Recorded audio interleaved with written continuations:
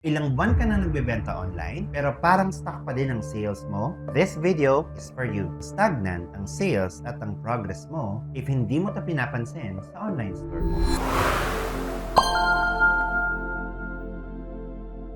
Hindi ibig sabihin na tamad ka o malas ka. Minsan, mali lang talaga yung diagnosis sa store mo. Kung ano at nasan ba talaga ang pinagmumulan ng problema. Kasi parang doktor lang yan. Bago ka gamutin, dapat alam mo muna kung ano yung sakit. Same sa online selling. Bago ka gumastos sa ads o magbaba ng presyo, kailangan muna alam mo kung saan ka ba talaga nagkakaproblema. Ako nga pala si Lloyd, isa sa mga founder ng Ecom Accelerator. And for the past 13 years, nasa sales at marketing team na ako. Ang dami ko nang nakasamang mga business owners at online sellers. At halos lahat may parehas na tanong, bakit hindi lumalaki ang sales ko? Kaya sa video na to, idadiagnose natin yung tatlo sa pinaka-importanting dahilan. Unang dahilan, traffic.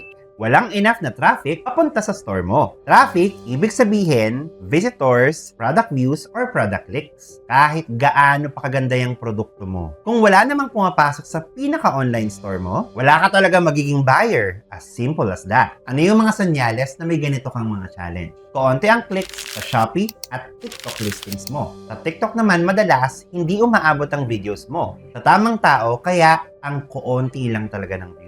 Sa Facebook naman, mahina ang engagement ng postings mo, kaya kaunti lang yung nag-i-inquire. Gumagawa ka ng content, nagpo-post ka naman, ini-edit mo naman yung mga creatives, pero parang wala namang nakakakita. Bakit nangyayari yan? Usually, hindi optimize yung product title or keywords na ginamit mo, meaning, hindi highly searched, kaya hindi ka lumalabas sa search list ng mga potential buyers mo. Pangalawa, hindi ka consistent sa postings. Lalo na sa TikTok na algorithm-based, na literal na dapat araw-araw kang nakikita. Plus, nag-i-engage ka din mismo dapat sa platform. At pangatlo, umaasa ka lang sa organic traffic kasi nga, takot or hindi ka willing mag-invest sa mga marketing functions ng platform. Katulad niyan, wala kang ads or wala kang campaign na talagang additional effort sa platform. Meron ako nakausap na seller dati. 2 months na siyang walang sales sa Shopee. Ang ginawa lang namin, inayos yung keywords sa product title, tapos tumali siya sa campaigns, tapos inayos din namin yung ads. Within 1 week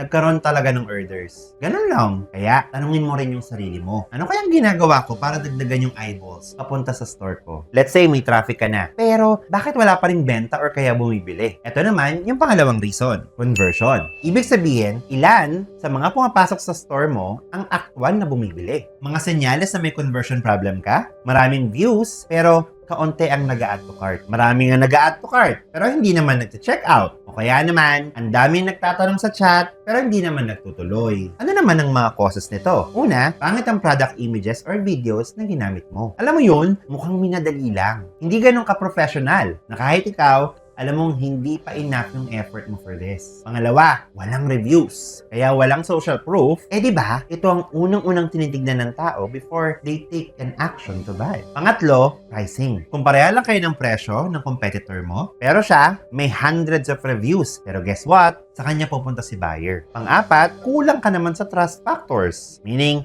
mabagal ka mag-reply, walang mga vouchers or videos man lang na nakapost dyan sa store mo para malaman nila para saan ba yung produkto mo. Meron akong TikTok seller na nakausap. In fairness viral yung video niya. Pero guess what? Less than 10 items lang yung nabenta niya sa loob ng seller center. Ang naging problema, product page niya mismo, napakagulo. Walang mga reviews at yung presyo niya halos pareha lang doon sa mga mas established na store na. Kaya lahat ng traffic na pumasok, sayang lang din. So, quick tips tayo ayusin mo yung product listing ng gusto. Treat this like the foundation of your online store. Gumamit ka ng mga professional looking or kaya mga lifestyle photos. I-highlight mo yung mga benefits sa photo para isang tingin pa lang nila, kita na talaga nila agad. Uy, kailangan ko to. Maglagay ka ng mga vouchers or kaya free shipping or mga freebies para ma-push talaga yung checkout nila. At ang pinaka-importante, mabilis ka dapat sumagot sa chats. Minsan, yan na lang yung kulang para magtiwala si customer. Ngayon, punta naman tayo sa pangatlong reason, retention at average order value. Ang problema minsan, hindi yung dami ng bagong customers. Kung hindi, paano mo sila mapapabalik? O kaya, paano mo sila mapapabili ng mas madami sa isang checkout lang? Ano ba yung mga senyales ito? Every month, ramdam mo yun eh. Para kang nag-uumpisa ulit sa zero. Walang bumabalik na customer. Ang orders, nag-iisang item lang palagi. Or, hirap kang habulin yung items mo kasi puro small ticket lang yung nabibenta mo. Ano ba yung solusyon dyan? Una, try bundling. Mag-offer ka ng buy 2 or buy 3 at discount. Pangalawa, mag-upsell ka. Kung bibili siya ng product A, suggest mo din yung product B na related. Pangatlo, retargeting naman. Yung mga dati nang bumibili sa'yo, pakitaan mo ng ads or gumamit ng mga Shopee CRM messages na in-platform or even off-platform para tumaas yung engagement tapos mapabili mo sila ulit. Example, meron kaming client na isang food supplement seller. Yung benta niya dati, as I remember, halos 1 bottle lang per customer. Pero, nung tinuro namin mag-offer ng bundle, buy 3, save 10%, edi